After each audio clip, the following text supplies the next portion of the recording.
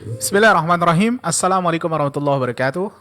Alhamdulillahirabbil alamin wa bihi nasta'in ala umuri dini waddin. Asyhadu an la ilaha illallah wahdahu la syarika lah wa asyhadu anna Muhammadan abduhu wa rasuluh. Ikhwatal Islam, para pendengar rahimani rahimakumullah. Alhamdulillah, segala puji bagi Allah Subhanahu wa taala dengan nikmat dan kemudahan yang diberikan Allah Subhanahu wa taala kepada kita hamba-hambanya di kesempatan pagi ini. Ikhwatal Islam rahimakumullah, kita kembali bersua dalam kajian secara langsung bersama guru kita Ustadz Syamsur Rizal Abu Fawzan hafidhallahu ta'ala, yang akan membahas kembali pembahasan kitab Al-Adabul Mufrad. Semoga kebersamaan kita senantiasa diberkahi Allah Subhanahu wa taala, dan dari setiap ilmu yang kita pelajari nantinya bermanfaat untuk dunia dan akhirat kita. Amin ya rabbal alamin. Kita berjumpa ikhwatal Islam rahimakumullah dalam edisi Selasa tanggal 13 Jumadil Ula 1447 Hijriah, bertepatan pada tanggal 4 November 2025. Kita berselawat kepada Nabi kita Muhammad sallallahu alaihi wasallam. Allahumma shalli ala Muhammad wa ala ali Muhammad. Tak lupa kepada keluarga beliau, sahabat beliau, dan orang-orang yang mengikuti sunnah-sunnah beliau hingga yaumil qiyamah. Ikhwatal Islam rahimani rahimakumullah, setelah bersama kita di studio Radio Hidayah, sebelum kita mulai, kita sapa Ustadz terlebih dahulu. Assalamualaikum warahmatullahi wabarakatuh, Ustadz.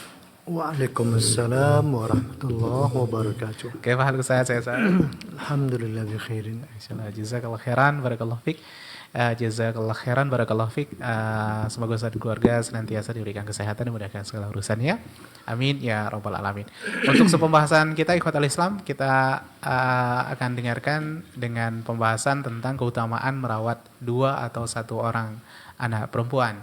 Dan setelah pembahasan nanti kita sediakan juga untuk tanya jawab bagi kaum muslimin dan muslimat yang bertanya, untuk dapat telepon kami di 081175 30.000 atau nomor telepon WhatsApp di 081175454444. Kajian ini juga kami siarkan melalui streaming YouTube dan Facebook dalam bentuk video, dan nomor yang kami sebutkan tadi juga telah kami lampirkan di layar monitor kita masing-masing. Nah, kita langsung silakan kepada Ustaz. Fadhil Nasguro Manjur. Nah, Ustaz. Bismillahirrahmanirrahim. Assalamualaikum warahmatullahi wabarakatuh. Innal hamdalillah nahmaduhu wa nasta'inuhu wa nastaghfiruh wa na'udzu billahi min shururi anfusina wa sayyiati a'malina. Man yahdihillahu fala mudilla lahu wa man yudlil fala hadiya lahu. Ashhadu an la ilaha illallah wahdahu la syarika lah wa ashhadu anna Muhammadan abduhu wa rasuluh sallallahu alaihi wa ala alihi wa ashabihi wa man tabi'ahum bi ihsanin ila yaumiddin wa sallama tasliman katsira. Amma ba'd. Ya ayyuhalladzina amanu taqullaha haqqa tuqatih wa la tamutunna illa wa antum muslimun. Ikhwani wa akhwati fid din, para pemirsa dan para pendengar Radio Hidayah rahimani wa rahimakumullah. Alhamdulillah wa syukrillah, kembali kita bersua di pagi yang berbahagia ini untuk kembali melanjutkan pelajaran kita membaca ayat-ayat Allah Azza wa Jalla dan sabda-sabda baginda Rasul sallallahu alaihi wa alihi wasallam, yang terkhusus hadis-hadis yang dituliskan oleh Imam Al-Bukhari rahimahullahu ta'ala di kitabnya Al-Adabul Mufrad. Semoga apa yang sudah kita dengarkan dan yang akan kita dengarkan dapat menjadi ilmu yang bermanfaat, ilmu yang akan meningkatkan keimanan dan ketakwaan kita kepada Allah Subhanahu wa taala. Amin ya rabbal alamin. Kemudian salawat dan salam tentu tidak akan pernah kita lupakan buat baginda Rasul Muhammad ibn Abdullah sallallahu alaihi wa alihi wasallam, karena beliaulah orang yang paling berjasa kepada kita. Beliaulah yang mengenalkan kepada kita siapa Rabb kita, siapa ilah kita, apa agama kita, siapa Rasul kita, dan apa yang menjadi kewajiban kita diciptakan oleh Allah Azza wa Jalla di dunia ini, dan kemana tujuan akhir dari kehidupan yang sekarang tengah kita jalani. Mudah-mudahan Allah Azza wa Jalla selalu istiqamahkan kita untuk terus berjalan di atas jalannya baginda Rasul sallallahu alaihi wasallam sebagaimana yang telah dilakukan dan dicontohkan oleh generasi awal umat ini dari kalangan sahabat-sahabat baginda Rasul sallallahu alaihi wasallam dan generasi yang datang sesudah mereka. Ikhwani wa akhwati fi din, rahimani wa rahimakumullah. Di kesempatan yang berbahagia ini, kita akan membaca beberapa hadis yang dituliskan oleh Al-Imam Abu Abdullah Muhammad ibn Ismail ibn Ibrahim bin Mughirah Al-Bukhari rahimahullahu ta'ala di bawah judul bab Man ala jariyataini aw wahidatan. Suatu bab yang menjelaskan tentang keutamaan dan tentunya juga kewajiban di dalam merawat atau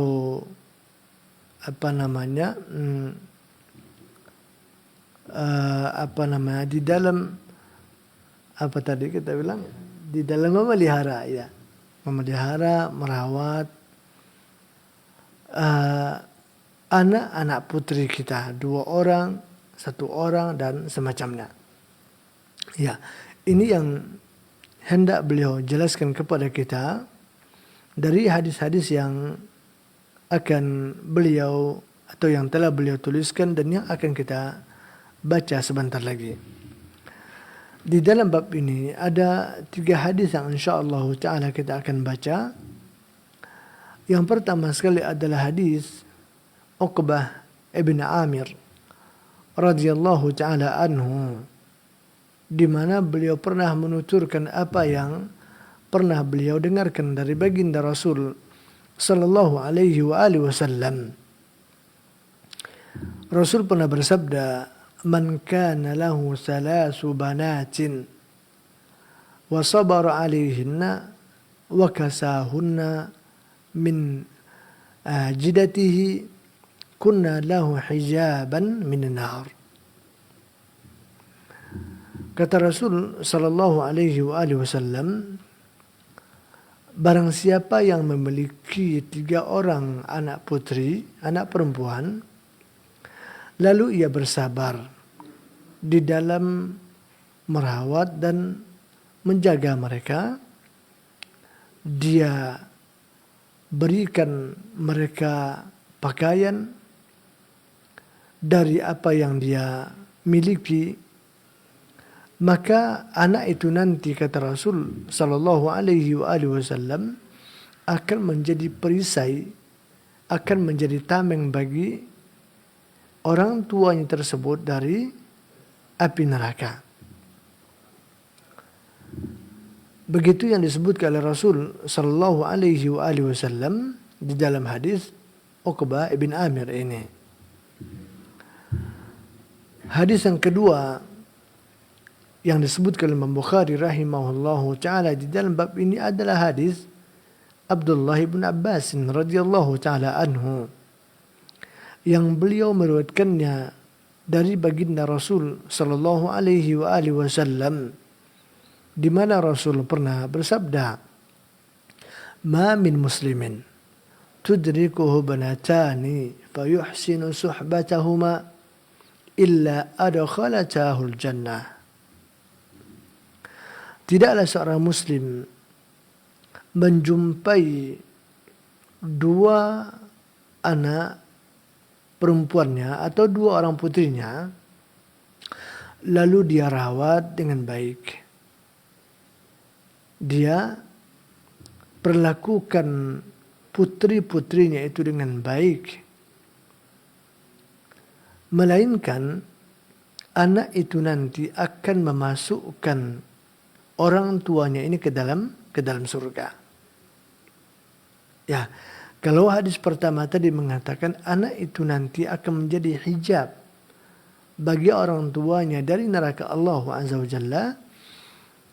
Dan di hadis yang kedua ini dikatakan oleh Rasul bahwa anak putrinya yang telah dia rawat, dia perlakukan dengan baik sebagaimana mestinya, maka anak itu nanti akan menjadi wasilah, jembatan untuk menghantarkan orang tuanya itu ke dalam surga.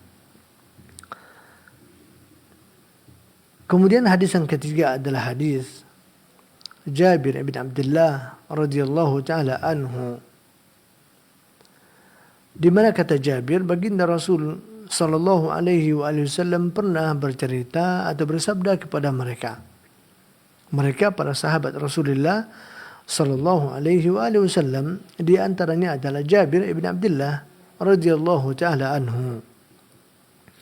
Kata Rasul, man kana lahu salasu banatin yu'wihinna wa yakfihinna wa yarhamuhunna faqad wajabat lahul jannah albattah. Barang siapa, kata Rasul, yang memiliki 3 orang anak perempuan, lalu ia menjaganya, dia mencukupkan kebutuhannya, dia memberikan kasih sayang kepadanya, maka orang tuanya ini pasti akan masuk surga. Pasti nanti akan masuk surga. Mendengarkan ucapan atau sabda baginda Rasul alaihissalatu wassalam ini, maka salah seorang hadirin bertanya kepada beliau, apa kata laki-laki itu? Wasintaini ya Rasulullah. Bagaimana kalau seandainya yang kita punya itu hanya 2 orang putri saja ya Rasul, tidak 3. Karena tadi Nabi menyebutkan 3 ya, 3 orang anak putri. Nah, kata laki-laki ini, bagaimana kalau yang kita punya ini hanya 2 orang putri saja? Kata Rasul sallallahu alaihi wasallam, wasintaini. Begitu juga yang memiliki 2 orang anak putri. Artinya 3 orang itu bukanlah syarat mutlak. Dia bukanlah pembatasan. Akan tetapi ketika ditanyakan kepada Rasul, bagaimana kalau seandainya anak kita hanya 2 saja ya Rasul, putri kita, dapat enggak kira-kira keutamaan itu? Bisa enggak dia menjadi hijab bagi kita dari api neraka? Bisa enggak dia masukkan nanti kita ke dalam surga? Begitu kira-kira. Kata Nabi, wasintaini. Begitu pula orang yang memiliki 2 anak putri. Menunjukkan kata 3 orang itu bukanlah pembatasan. Bukanlah pembatasan. Taib. Nah, inilah hadis yang dibawakan oleh Al-Imam Bukhari rahimahullahu ta'ala di dalam bab ini. Kalau kita lihat tadi zahir nas dari 3 hadis yang telah kita baca, kita tidak menemukan kata 1 orang putri seperti yang dituliskan oleh Al-Imam Al-Bukhari rahimahullahu ta'ala di judul bab ini. Beliau katakan tadi, man ala jariyataini aw wahidatan. Bab yang bercerita tentang keutamaan orang yang merawat 2 orang putrinya atau 1 orang putri. Nah, kata 1 orang putri ini kan kita tidak temukan tadi. Yang ada tadi berapa? 3 orang putri atau 2 orang putri. Iya. Kita tidak temukan di dalam zahir nas 1 orang putri. Nah, kira-kira apa maksud dari Imam Bukhari rahimahullahu ta'ala, atau yang kita sebut dengan fikihnya Imam Bukhari dengan judul bab ini karena sudah ma'ruf di kalangan para ulama terutama dan juga di kalangan thulabatul ilmi, insyaallah para penuntut ilmu, kita sudah tahu, dapat mengetahui bahwa setiap judul bab yang dituliskan oleh para ulama, terutama Imam Bukhari rahimahullahu taala, baik di kitab Jami'us Sahihnya ataupun juga di kitab Al-Adabul Mufrad, menunjukkan kepada fikih dan pemahaman beliau.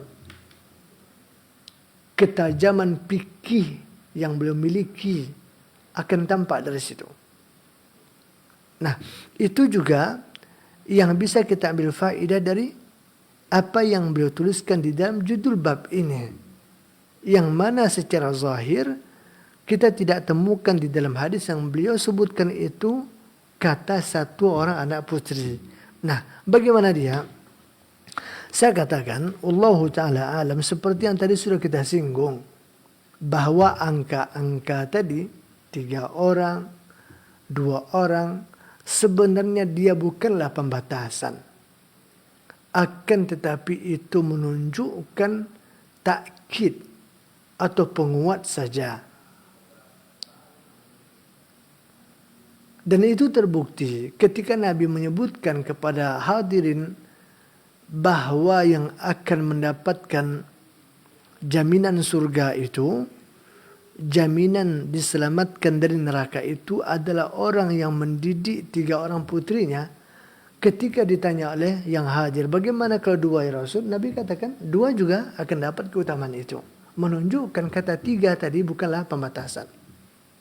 Nah, mungkin dari situ pula lah Imam Bukhari rahimahullahu ta'ala memahami bahwa 2 pun juga bukan pembatasan. Sehingga yang punya 1 orang pun, kalau seandainya ia perlakukan seperti yang disebutkan di dalam hadis ini, dirawat dengan baik, sabar dalam mendidiknya, merawatnya, dijaga anak itu, dipenuhi kebutuhannya, keperluannya sekuat kemampuan kita, kemudian dididik dia. Nah, sekalipun dia hanya memiliki 1 anak, maka dia tetap akan masuk ke dalam apa yang dimaksud oleh hadis Nabi ini. Nah, dan itu dikuatkan pemahaman yang seperti ini, karena kalau seandainya keutamaan ini hanya berlaku untuk orang yang punya 2 orang putri atau 3 orang putri dan lebih, nah seakan-akan terasanya Allah kurang adil, ya kan ya. Karena kan tidak semua orang, tidak semua pasangan suami istri yang dikaruniai anak putri sebanyak itu. Ada yang mau banyak betul, ya kan. Ada orang sampai 6 orang, 7 orang putrinya, kan ya. Tapi ada orang 10 orang mungkin 3, ada 2. Tapi ada pula orang yang hanya dikaruniai 1 orang putri. Lalu gimana? Kalau seandainya tidak diberlakukan faedah keutamaan ini untuk orang punya 1 anak, tentu kan seakan-akan ada celah kita protes, ya gimana ya Allah, engkau kasih hamba 1 orang putri tapi keutamaan hanya engkau berikan kepada yang punya anak putri 2 atau 3, ya kan ya. Gitu. Nah, bahkan ada lagi nanti orang yang memang tidak dikaruniai oleh Allah Azza wa Jalla putri, bahkan tidak putri, tidak juga putra, ada kan ya. Lalu bagaimana sementara kalau kita bicara keinginan dan harapan, pasti semua kita punya keinginan untuk mendapatkan keutamaan ini, betul nggak? Nah, kita juga pengenlah punya anak, punya tameng dari api neraka. Kita juga pengenlah punya wasilah untuk menghantarkan ke surga di bab ini. Pasti kita semua kan butuh itu. Kita akan menginginkan itu. Tapi pada realita dan kenyataan kan tidak semua orang yang dikaruniai oleh Allah Azza wa Jalla anak-anak perempuan. Bahkan ada juga tidak perempuan, tidak juga laki-laki, atau alias mandul ya kita sebut. Nah, maka nanti sebenarnya, dan insyaAllah ta'ala itu akan terjawab di dalam bab yang akan datang, bahwasanya orang yang tidak dikaruniai oleh Allah Azza wa Jalla putra putri sekalipun, insyaAllah masih ada celah baginya, masih ada pintu baginya untuk mendapatkan keistimewaan ini. Yang mana dia nanti akan kita jelaskan pada bab yang akan datang. Nah, menunjukkan bahwasanya Semua ini adalah atas keadilan Allah Azza wa Jalla, hikmahnya Allah Azza wa Jalla. Nah, jadi 3 orang anak putri, 2 orang anak putri, insyaallah taala bukanlah pembatasan untuk mendapatkan fadilah yang disebutkan di dalam hadis tadi, sehingga tidak juga terkecualikan orang yang hanya diberikan 1 orang anak putri oleh Allah Subhanahu wa taala. Bahkan orang yang tidak dikasih anak sama sekali pun masih ada harapan, masih ada celah bagi dia untuk mendapatkan keutamaan yang seperti ini. Itu nanti akan kita jelaskan di dalam bab yang akan datang insyaallah taala. Nah, jadi jangan ada yang berkecil hati di antara kita. Justru kita wajib syukuri semua yang Allah berikan. Yang diberi 3 orang anak perempuan, alhamdulillah. Yang diberikan 2 orang anak perempuan, alhamdulillah. Yang diberi 1, alhamdulillah. Yang tidak diberi, alhamdulillah. Rabbil alamin. Karena semua yang Allah takdirkan itu pasti itu yang terbaik. Bukankah Allah Azza wa Jalla mengatakan di dalam Al-Quran, wa asa an tuhibbu syai'an wa huwa syarrul lakum, wa asa an tukrahu syai'an wa huwa khairul lakum wallahu ya'lamu wa antum la ta'lamun. Bisa jadi engkau enggak suka keadaan yang seperti ini, enggak suka ini dari yang Allah takdirkan, padahal sebenarnya itulah yang baik untuk engkau. Ada kalanya kita mau itu gini, mau saya itu gini, maunya saya itu punya anak 1 laki-laki 1 perempuan, atau 2 laki-laki 2 perempuan. Enggak ada gitu-gitu ya? Ada? Hah? Nah, pasti dia mengharapkan itu. Padahal kata Allah, wa huwa syarrul lakum, bisa jadi yang kau mau itu yang terburuk untuk engkau sebenarnya. Nah, tapi masa kita enggak tahu. Allahu ya'lamu wa antum la ta'lamun. Allah yang Maha tahu. Kita tentu tidak akan tahu semua rahasia Allah Subhanahu wa taala. Jadi apapun keadaan, apapun yang Allah takdirkan, syukuri itu. Syukuri itu. Baik. Ikhwani fillah wa akhwati fid din rahimani wa rahimakumullah. Jadi seperti yang disebutkan oleh para ulama, penyebutan 3 orang putri, 2 orang putri itu bukan pembatasan, tapi itu adalah takkid. Takkid. Karena artinya orang yang diberikan anugerah 3 orang putri oleh Allah Azza wa Jalla, tentu dia akan semakin besar kesempatan yang terbuka untuknya untuk mendapatkan keutamaan tadi. Kalau seandainya ia mampu untuk merealisasikan dan melakukan apa yang menjadi konsekuensi darinya. Merawatnya dengan baik, bersabar atas tingkah dan perilakunya, penuhi kebutuhannya walaupun sekuat kemampuan kita, didik dia. Nah, maka kalau seandainya ia bisa memberikan itu kepada 3 orang putrinya, maka kesempatan pintu buat dia itu terbuka lebih lebar dibandingkan orang yang diberikan 2 orang putri. Apalagi diberikan 1 putri. Kenapa begitu? Kenapa? Hah? Karena semakin banyak anak yang dirawat itu, yang menjadi kewajiban itu tentu semakin berat. Ya kan? Sama biayanya menafkahi, pasti akan berat. Baik secara finansial, begitu juga secara psikologi. Ya kan? Perangai yang 3 tentu lebih banyak coraknya ketimbang perangai yang 2. Apalagi dibanding perangai yang 1 orang, kalau gitu ya. Makanya kalau semakin besar, semakin banyak jumlah putri itu, tentu akan semakin besarlah peluangnya untuk orang tua. Tapi syaratnya paling berat pula. Karena syaratnya kalau dia mampu untuk merealisasikan apa yang tadi disebutkan. Tentu menghadapi 1 orang anak itu akan lebih mudah dibandingkan menghadapi 2 orang, apalagi 3 orang, apalagi lebih banyak lagi. Betul nggak? Betul nggak? Ya kan? Dari bab uang saja lah, misalkan anak 1 dia minta jajan 10.000 misalkan. Kalau 2 orang, kita harus cari 20.000. Kalau dia bertiga, kita harus cari 30.000. Kan cuma berat. mau lebaran beli pakaian gitu misalnya. Kalau anak satu kita cukup pikirkan satu style saja. Kedua, nah mungkin satu style kita pikirkan. Harus pikirkan 2 style. Ketiga, 3 style. Nah, jadi semakin berat. Makanya kata Rasulullah SAW di hadis yang lain, inna izamal jaza ma'syiddatil bala.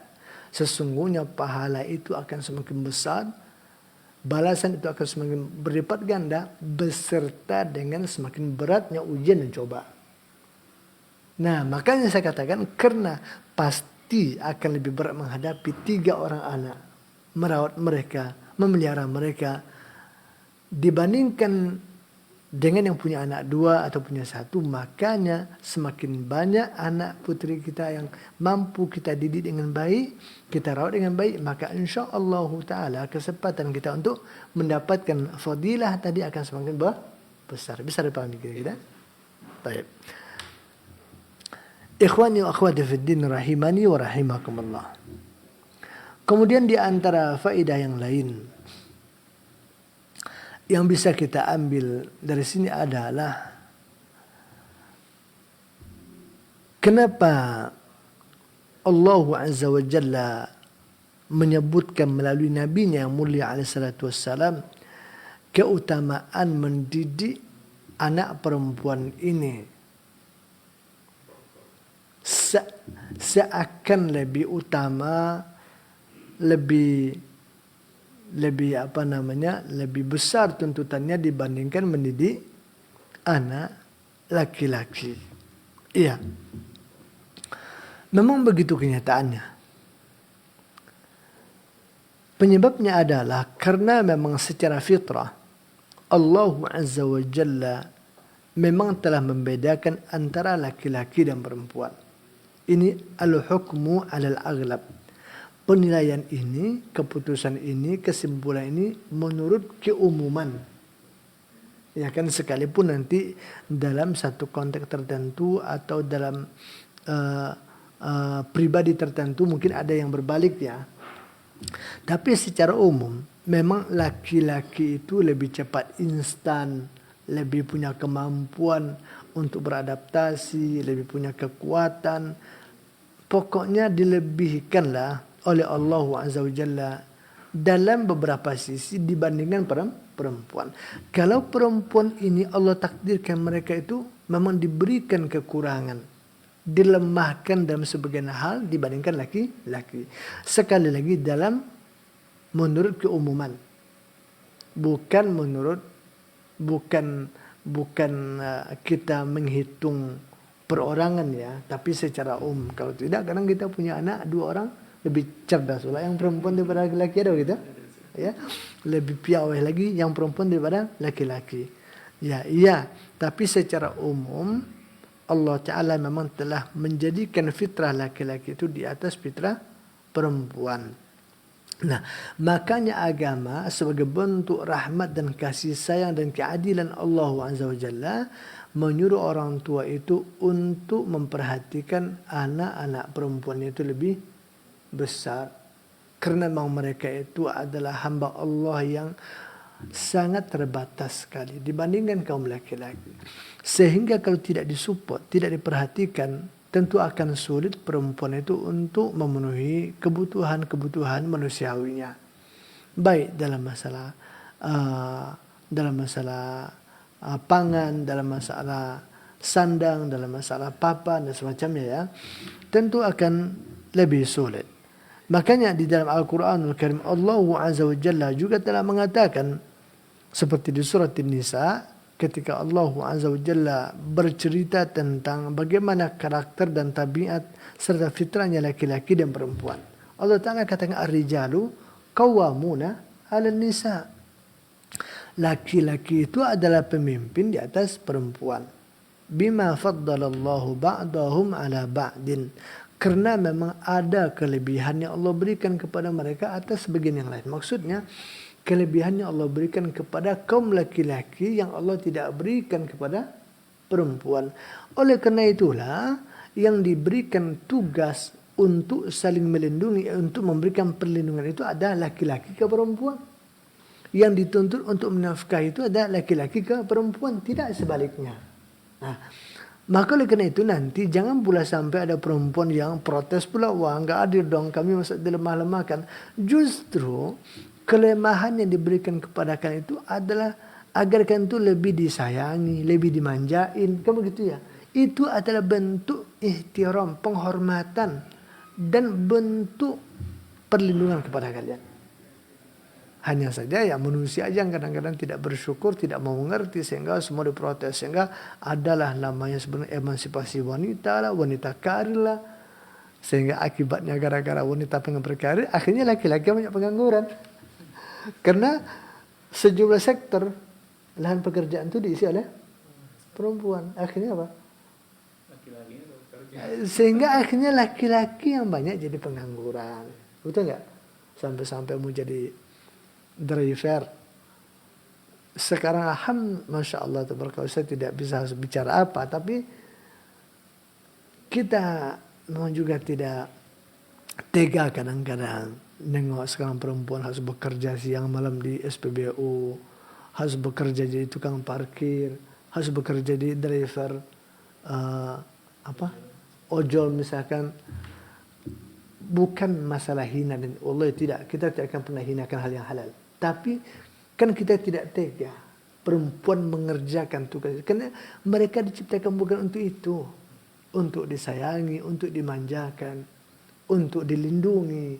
Nah, tapi itu masalahnya juga karena kadang-kadang manusia terobsesi dan terpengaruh oleh pemikiran-pemikiran, oleh karakter-karakter luar, sehingga mereka menuntut itu sebagai bentuk kesamaan gender dan semacamnya. Ini kan musibah.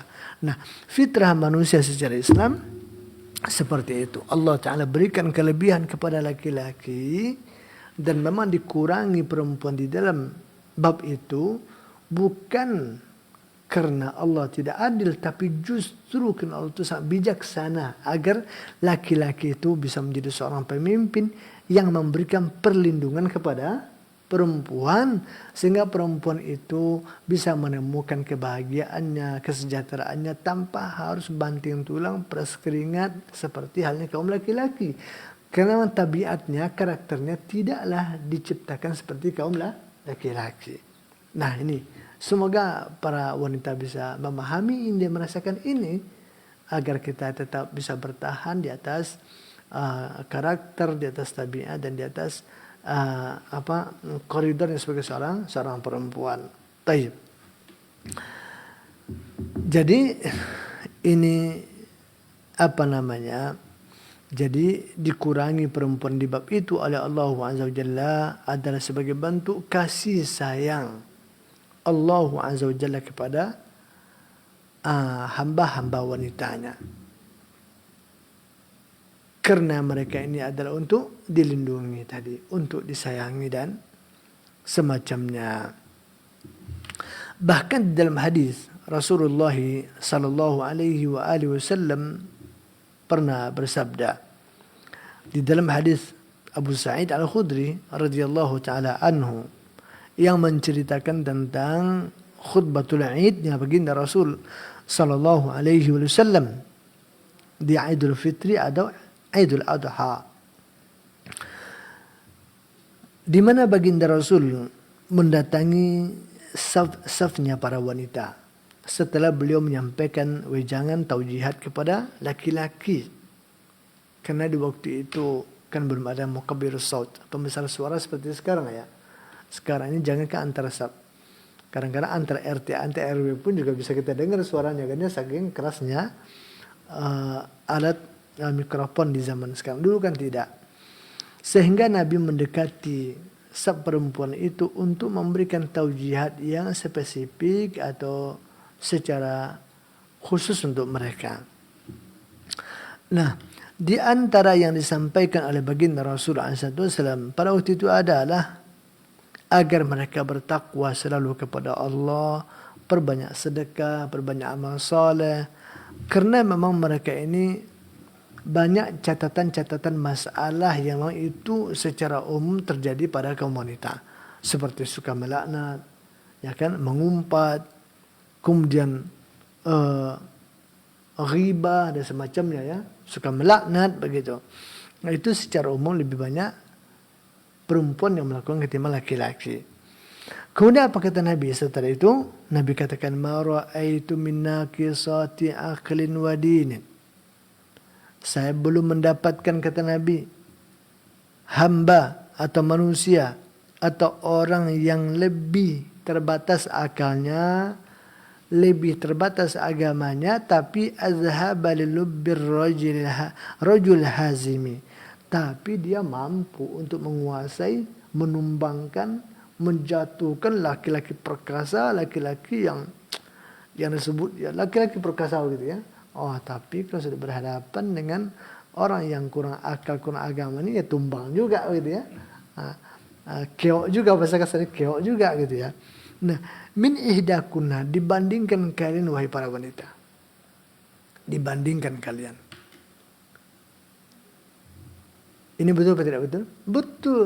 Fakta menyatakan itu, sehebat apapun laki-laki, seperkasa apapun dia, nah kalau sudah bertemu dengan wanita, itu langsung terkulai dibikinnya, ya kan? Begitulah di bab itu ya, tidak bisa pula laki-laki membanggakan kekuatannya, keperkasaannya, tapi berhati-hati dari wanita ini. Nah, baik. Kemudian para sahabat itu bertanya, wa manuksanu dinina wa aklina ya Rasulullah. Kira-kira seperti apa yang maksudnya kurangnya akal kami, kurang agama kami ya Rasul? Nah, ini apakah bahasanya seperti bahasa protes kah, atau mungkin pengen pertanyaan biasa saja? Ya kan? Dia pengen tahu saja. Maka kata Rasul sallallahu alaihi wasallam, alaysa syahadatul mar'ati misla nisfi syahadatir rajul. Bukankah, kata Nabi, persaksian satu orang perempuan itu hanya dinilai setengah persaksian satu orang laki-laki.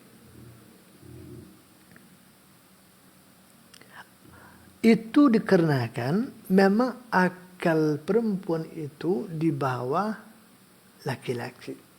Terus apa saya sebut? EQ-nya itu apa? Kemampuannya lah ya. Kemampuan berpikir, kemampuan logikanya perempuan itu memang di bawah laki-laki. Karena memang perempuan itu lebih mengedepankan perasaan ketimbang akal ya. Itu sudah menjadi sudah dimaklumi oleh semua orang lah ya. Makanya kalau bicara hal yang menyangkut masalah kemampuan intelektual, logika, daya berpikir, maka perempuan itu hanya kemampuannya dinilai setengah laki-laki. Kata Nabi, jadi persaksian seorang perempuan itu nilainya hanya setengah persaksian satu orang laki-laki. Nah, dan Nabi mengatakan ini mengacu kepada apa yang dikatakan oleh Allah Azza wa Jalla juga. Seperti Allah Ta'ala firmankan di surat Al-Baqarah ayat 282, ayat yang paling panjang yang bercerita tentang etika hutang piutang. Yang mana Allah Ta'ala katakan harus tuliskan kalau kita melakukan transaksi pinjam meminjam untuk kurun waktu tertentu. Tuliskan. Dan hendaklah ada saksi yang mempersaksikan. Nah, di situ Allah Ta'ala katakan, wastushhidu syahidaini min rijalikum. Jadi kalau kalian bikin akad transaksi, hendaklah disaksikan oleh 2 orang laki-laki. Laki-laki yang dewasa, laki-laki yang normal, yang sehat. Ya. Fa illam yakuna rajulaini farajulun wa imra'atani mimman tardawna minasyuhada. Nah, kalau kalian enggak mendapatkan 2 orang laki-laki, katakan mungkin laki-laki cuma 1 orang. Sementara syarat jadi saksi berapa orang? 2 orang laki-laki. Apa yang harus dilakukan? Kata Allah Azza wa Jalla, fa illam yakuna rajulaini farajulun wa imra'atani. Kalau tidak ada 2 laki-laki, maka bolehlah dengan 1 orang laki-laki, tapi ditambah dengan 2 orang perempuan. Dua orang perempuan ini adalah ganti dari satu orang laki-laki lagi, kan begitu? Karena asalnya ada dua orang laki-laki. Sekarang laki-lakinya hanya ada satu orang, maka tambahkan dengan dua orang perempuan. Sehingga nilainya sama dengan persaksian dua orang laki-laki. Coba lihat. Yang mengatakan itu adalah Allah Subhanahu wa Ta'ala. Dikarenakan memang fitrah manusia ini Allah berikan kelebihan kepada laki-laki yang barangkali Allah tidak berikan kepada wanita secara keseluruhannya. Nah, ya kan? Maka oleh karena itu kembali kepada bab ini, karena memang fitrah manusia wanita ini lemah, ya kan, tidak piawai seperti laki-laki, tidak siap untuk berjuang banting tulang seperti laki-laki, maka dibebankanlah kepada orang tua, kepada laki-laki untuk memberikan perlindungan kepadanya, memberikan pendidikan, memberikan perawatan, memberikan pemeliharaan, memberikan penjagaan, dan seterusnya. Itu menunjukkan memang wanita itu sangat dihormati, dimuliakan, dan disayangi di dalam Islam. Ya, nah kemudian agar laki-laki ini terutama orang tua atau suami bersemangat, termotivasi untuk itu, di samping fitrahnya memang akan menyayangi perempuan itu, maka diberilah untuk mereka sebuah keistimewaan yang luar biasa. Tapi nanti di akhirat, ya kan? Apa itu? Maka wanita-wanita yang dia sayangi, yang dia rawat dengan baik ini, yang dia sabar dengan tingkahnya ini, dia didik mereka, dia cukupkan kebutuhannya di dunia, nanti mereka di akhirat, terutama putri-putri kita ini, mereka lah akan melindungi kita dari ancaman api neraka. Mereka lah akan masukkan kita ke dalam surga Allah Subhanahu wa Ta'ala. Subhanallah. Betul-betul adil, bijaksana, semua keputusan yang Maha Kuasa, sehingga tidak ada yang patut untuk dikritisi apalagi diprotes. Sangat luar biasa.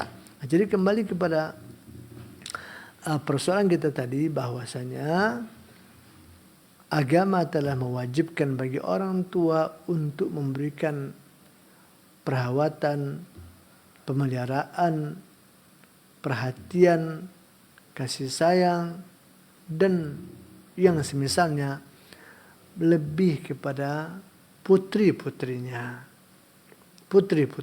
Karena seperti yang tadi kita katakan, anak-anak perempuan kita ini fitrahnya memang sangat terbatas dibandingkan kaum laki-laki, sehingga mereka tidak akan bisa tegak atau melakukan apa yang dapat memenuhi kebutuhan mereka sebagai seorang wanita kalau tidak dibantu, disupport oleh kaum laki-laki. Baik. Ikhwani wa akhwati fid din rahimani wa rahimakumullah. Kemudian seperti yang tadi saya katakan, bahwa keutamaan ini bukan hanya bagi orang tua yang mendidik anak perempuannya saja, akan tetapi keutamaan ini juga dapat diraih oleh orang yang barangkali tidak memiliki anak perempuan, atau mungkin dia punya anak perempuan tapi mungkin sudah dewasa, sudah berkeluarga, sudah berumah tangga, tapi pintu untuk mendapatkan keutamaan ini tidaklah tertutup mati sudah. Masih ada celah-celah, masih ada kesempatan-kesempatan yang serupa bagi kita di bab yang berbeda, yaitu memberikan perawatan, mendidik atau memelihara atau mengasuh saudari-saudari perempuan kita. Nah, nanti ini insyaallah taala akan kita bahas pada bab yang akan datang dengan hadis nomor 97 insyaallah taala. Untuk pertemuan kali ini barangkali kita cukup untuk sampai sini materinya, dan sisa waktu kita berikan untuk pertanyaan jawab seperti biasa, barangkali 2 atau 3 pertanyaan. Wallahu taala alam bisawab. Baik, barakallahu fik, jazakallahu khairan Ustaz telah menjelaskan dari pembahasan yang telah kita dengarkan. Ikhwatal Islam rahimakumullah. dari bab tentang keutamaan merawat 2 atau 1 anak perempuan. Semoga menjadi tambahan ilmu dan renungan kepada kita semuanya. Amin ya rabbal alamin. Ikhwatul Islam rahimakumullah, kita sediakan beberapa pertanyaan bagi kaum muslimin dan muslimat yang bertanya. Kami persilakan dihubungi dari telepon. Barang lagi yang bertanya langsung dari telepon, kita buka di 08117530.000 atau nomor telepon WA di 0811754544. Bagi yang pertanyaan dari WA dan SMS di 0811754544. Bagi kaum muslimin dan muslimat yang mengikuti kita dari streaming YouTube dan Facebook, untuk nomor yang kami sebutkan tadi juga telah kami lampirkan di layar monitor itu masing-masing. Nah, silakan untuk pertanyaan pertama kita dahulukan dari telepon atau nomor telepon WA di 08117530.000 dan nomor telepon WA 0811754544. Untuk pertanyaan pertama di sini Ustaz, karena dari telepon belum ada, kita angkat dari WA. Dari Abu Hanifah di Tarai, Ustaz. Assalamualaikum warahmatullahi wabarakatuh. Mana yang lebih utama, Ustaz? Anak perempuan dimasukkan ke pondok atau tidak, Ustaz? Jika dimasukkan ke pondok, pada umur berapakah anak perempuan dimasukkan ke pondok? Jazakallah khairan atas jawabannya. Taib, waalaikumsalam warahmatullahi wabarakatuh. Saya akan coba mengulas semampu saya. Semoga ini bisa menjadi jawaban atau pencerahan bagi akhi yang bertanya pada khususnya dan para pendengar dan para pemirsa pada umumnya. Kalau kita berbicara siapa yang seharusnya dan yang lebih tepat untuk mendidik anak-anak kita ya secara umum. Nah, jawabannya tentu tidak lain tidak bukan adalah orang tua. Kalau kita bicara asal, ya kan? Karena itu sudah termaktub di dalam Al-Quran dan juga di dalam Sunnah. Bukankah Allah Azza wa Jalla katakan di surat At-Tahrim, ya ayyuhallazina amanu qu anfusakum wa ahlikum nara. Wahai orang-orang beriman, jagalah diri kalian dan anak istri kalian atau keluarga kalian dari ancaman api neraka. Di ayat ini Allah Azza wa Jalla perintahkan kepada setiap mukmin untuk melakukan 2 hal. Pertama sekali menjaga diri sendiri. Karena inilah langkah awalnya dan inilah pondasinya, inilah modal dasarnya untuk kita bisa melangkah ke tahapan yang berikutnya, yaitu mendidik, menjaga anak istri kita. Kenapa dimulai dari diri sendiri? Karena orang yang tidak memiliki tentu tidak akan bisa memberi. Betul nggak? Apa yang akan kita berikan kalau kita tidak punya apa-apa? Ya kan? Begitu juga di bab ini. Bagaimana mungkin orang akan bisa melindungi, menyelamatkan anak istrinya, sementara menyelamatkan diri sendiri aja dia nggak bisa. Makanya agar bisa kita realisasikan tahapan yang kedua, kita dituntut dulu untuk melakukan tahapan yang pertama. Jaga diri kalian dulu. Pelihara diri kalian. Kemudian pelihara juga keluarga, anak istri kalian. Taib. Ini yang pertama. Yang kedua, bagaimana caranya menjaga anak-anak kita dari api neraka, dari murka Allah dan semacamnya. Nah, disebutkan oleh Ali bin Abi Thalib radhiyallahu taala anhu ketika beliau menafsirkan ayat yang mulia ini, ai allimu auladakumul khaira wa addibuhum. Ajarkanlah yang baik-baik kepada anak-anak kalian itu. Ajarkan dia agama, kenalkan dia dengan Rabbnya, pahamkan dia agamanya, ajarkan dia taat kepada Rasulnya, ya kan? Nah, ajarkan kebaikan. Wa'dibuhum, dan ajarkan pula kepada mereka adab budi pekerti yang baik. Dimulai dari adab kepada Allah Azza wa Jalla. Ingat, ketika kita bicara adab, adab yang paling menjadi target utama kita, yang harus menjadi skala prioritas kita adalah adab dan akhlak kita kepada Allah Subhanahu wa taala. Berarti kita harus mendidik anak itu. Nah, kembali kepada pertanyaan, siapa yang mesti mendidik mereka? Berarti orang tua. Sebagai usaha kita untuk menyelamatkan mereka dari ancaman api neraka. Di dalam hadis Nabi juga pernah mengatakan, ibda binafsik summa bima ta'ulu, atau kama qala alaihi salatu wassalam. Mulailah dari dirimu, kemudian orang-orang yang berada di dalam tanggungan engkau. Begitu tahapannya, langkahnya. Kembali kepada tadi, kita disuruh dulu untuk berbenah diri, memperbaiki diri, agar kita juga bisa menunaikan kewajiban kita untuk mendidik, menjaga, melindungi anak istri kita. Kalau kita tidak punya pendidikan, tidak mengerti apa-apa, apa yang akan mau kita tularkan kepada anak istri kita? Apa yang akan bisa kita berikan, akan kita salurkan? Tentu tidak. Maka oleh karena itulah agama wanti-wantikan kita untuk memulai dari diri kita dulu. Terutama orang-orang yang punya perhatian, punya kepedulian kepada orang lain, kepada anak istrinya, tentu harus dimulai dengan kepedulian kepada diri sendiri. Karena kita tidak mungkin bisa memberi kalau kita tidak memiliki. Ya kan? Kalau kita aja nggak selamat, gimana mau menyelamatkan orang? Kalau kita saja binasa, gimana mau menyelamatkan orang? Kalau kita saja bodoh, gimana mau mencerdaskan orang? Kan tidak mungkin ya. Makanya mulai dari diri kita. Karena sebagai orang tua, kewajiban kita bukan hanya kepada diri sendiri saja, tapi juga kepada anak dan istri. Ini satu.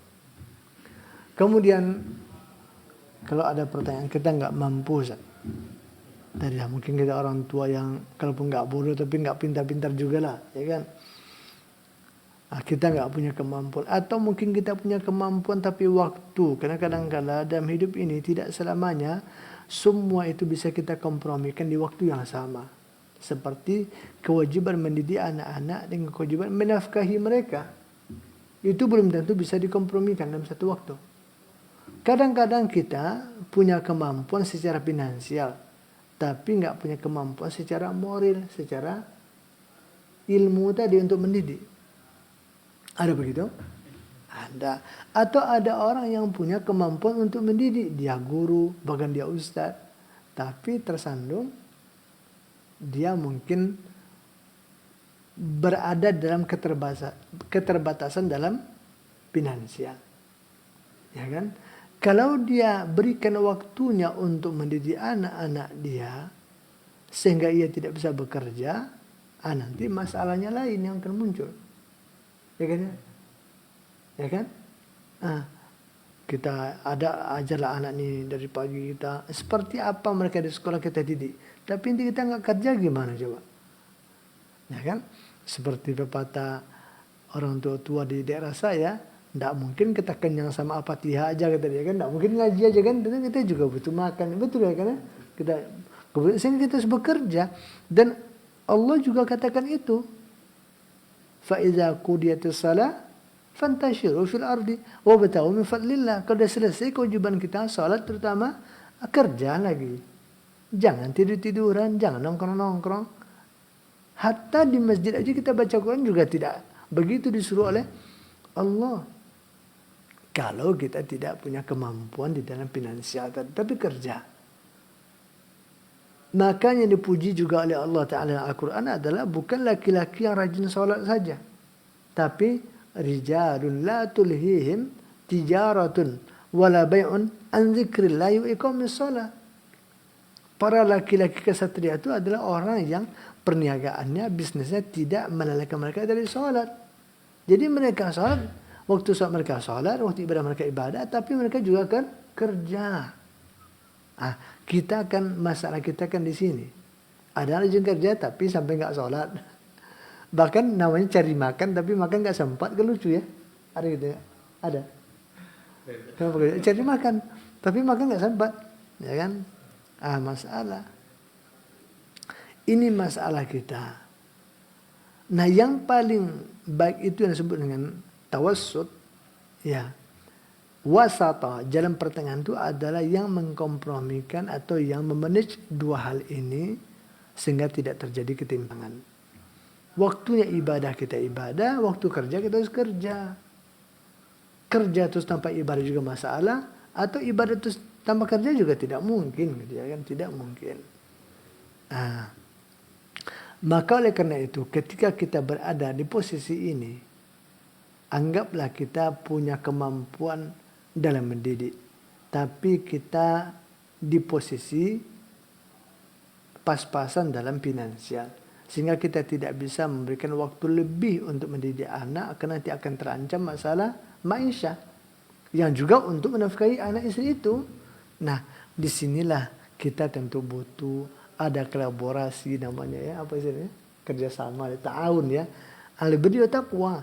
Alhamdulillah sekarang kita sudah dimudahkan oleh Allah Azza wa Jalla dengan adanya lembaga-lembaga pendidikan yang telah mengampuh konsep-konsep pendidikan yang baik, seperti yang metode dan pola yang dilakukan oleh para nabi dan para rasul, para as-salihin, dengan pola yang sesuai pula dengan zaman ini. Berarti kita butuh itu juga. Maka tinggal lagi kita pilihkan untuk mereka lembaga-lembaga pendidikan yang memang pendidikan yang diberikan itu bisa mewakili kewajiban orang tua kepada anak, ya kan?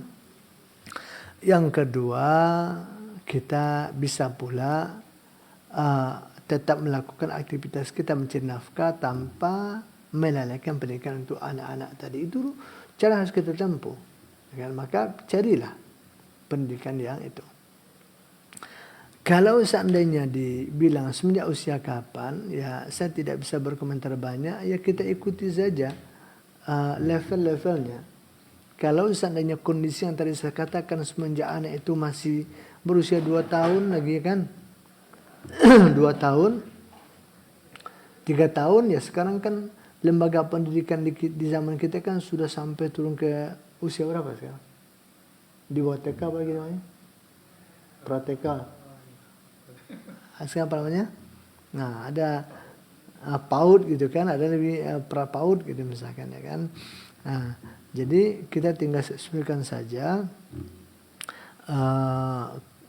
usia anak ini dengan lembaga pendidikan yang sudah tersedia dengan kondisi kita tadi. Kalau misalnya kita masih bisa mendidik anak-anak itu, tentu akan lebih baik.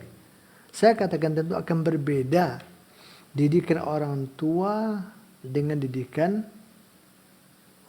orang tua di sekolah. Tentu akan berbeda. Karena orang tua mendidik anak itu tentu akan 100%. Karena anak dia, ya kan, darah daging dia. Tentu dia akan lebih serius, lebih akan perhatian harusnya. Yang kedua, mendidik itu tentu akan diresapi oleh kasih sayang yang sangat dalam kepada sang anak. Dan tentunya itu tidak akan didapatkan sedemikian rupa ketika diserahkan ke orang lain, ya kan ya. Nah, karena kasih sayang itu tentu adalah itu itu merupakan keistimewaan dan kekhususan orang tua dengan anak. Jadi makanya di dalam bait-bait syairnya Al-Hikmah mengatakan bagaimana pengaruh ibu dan perannya di dalam mendidik anak-anak mereka, terutama mereka katakan al-ummu madrasatul ula iza a'datta syabban kamil ra'i. Ibu itu adalah lembaga pendidikan yang pertama sekali akan dikecap oleh anak kita. Dia yang akan mendidiknya, dia akan mengajarinya semenjak anak itu masih dalam kandungannya. Sampai anak itu dilahirkan di saat dia sapi 2 tahun, masa yang sempurna. Makanya kata mereka kepada kaum laki-laki, kepada bapak-bapak, kalau seandainya kalian telah mempersiapkan wanita yang baik, wanita yang siap tempur sebagai calon ibu anak-anak kalian nanti, berarti adat tasyaban kaminar ra'i. Berarti kalian telah mempersiapkan generasi yang penuh tanggung jawab untuk masa akan datang. Tapi kalau seandainya ibunya hanya pandai tiktokan, pandai apa namanya? Oh, bismillah. Ini apa jadinya anak kita? Sekarang gimana juga? Sekarang gitu kan? Astagfirullah. Ini dia. Jadi usia itu sesuaikan saja. Tapi sebisa mungkin tentu maksimalkanlah waktu yang ada orang tua untuk mendidik anak-anak mereka. Kalau memang tidak mampu lagi, karena ada dua hal yang tidak bisa dikompromikan, alhamdulillah kita punya kemudahan untuk memilih lembaga-lembaga pendidikan sesuai usianya, sehingga kita tetap bisa bekerja, mencari nafkah, mencari maisha, sehingga semua bisa berjalan dengan baik, insyaallah ta'ala. Mungkin ini yang bisa saya komentari. Wallahu ta'ala alam bisawab. Dan ini pertanyaan sekaligus penutup pertemuan kita. Wassallallahu wasallama ala Nabi Muhammadin wa akhiru da'wana alhamdulillahi rabbil alamin. Wassalamualaikum warahmatullahi wabarakatuh. Waalaikumsalam warahmatullahi wabarakatuh. Barakallahu fiik. Jazakallah khairan atas materi serta jawaban yang telah disampaikan oleh Ustadz, dan terima kasih juga untuk pertanyaan yang telah diajukan oleh saudara kita Abu Hanifah. Semoga menjadi renungan dan tambahan juga kepada kita semua dari ilmu yang telah disampaikan oleh Ustadz. Baik, ikhwatal Islam rahimakumullah, demikianlah untuk kajian hari ini bersama guru kita Ustadz Syamsur Rizal Abu Fauzan hafidhallahu taala dalam pembahasan kitab Al-Adabul Mufrad. Kita akan kembali insyaallah taala di pertemuan selanjutnya dengan pembahasan berikutnya. Barakallahu fikum, jazakumullah khairan atas kebersamaannya. Assalamualaikum warahmatullahi wabarakatuh.